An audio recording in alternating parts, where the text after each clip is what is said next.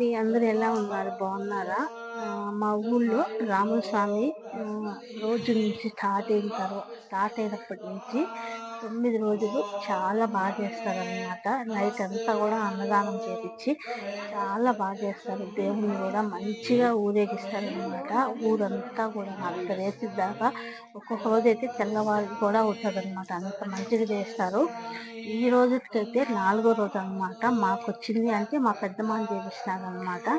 అంటే ఒక్కొక్క ఇంట్లో ఎంతమంది అన్నదమ్ములు ఉన్నారో అని దాన్ని బట్టి ఉంటది. మాకైతే నలుగురు ఉన్నాం కాబట్టి ఈ సంవత్సరం అయితే మా పెద్దమ్మ చేపిస్తున్నారు. అందులో భాగంగానే పొద్దున్నే అయ్యవారిని పిలిపించి రాముల స్వామికి మంచిగా అభిషేకం చేపించి తర్వాత పూజ చేస్తారనమాట. అసలు రాముల స్వామిని రెడీ చేశారు, ఎంత మంచిగా రెడీ చేశారు చూడండి. చూస్తుంటేనే 2 కళ్ళు సరిపోలేదన్నమాట. చాలా బాగా చేస్తారు. 9 రోజులు కూడా అంత బాధపడేది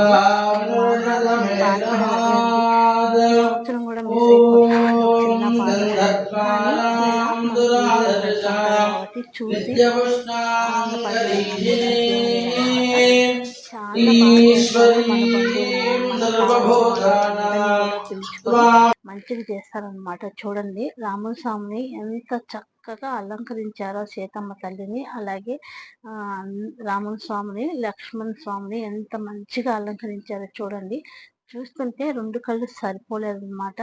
మీ అందరికీ కూడా రాముల స్వామి దీవెనలు మీ అందరి మీద కూడా ఉండాలని మనస్ఫూర్తిగా కోరుకుంటూ జై శ్రీరామ్.